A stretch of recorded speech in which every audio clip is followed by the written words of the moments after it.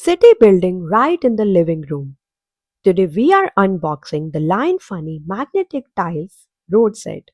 Is it worth it for kids who love vehicles and buildings? Let's find out.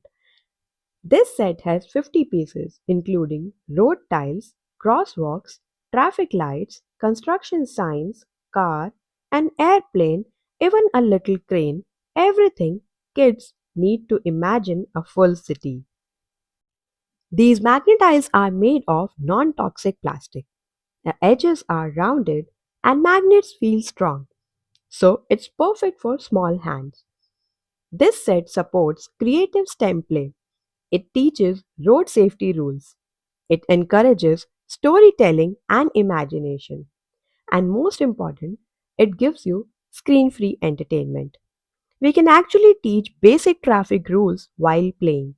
Stop at red light, cross only at the crosswalk, learning without them realizing.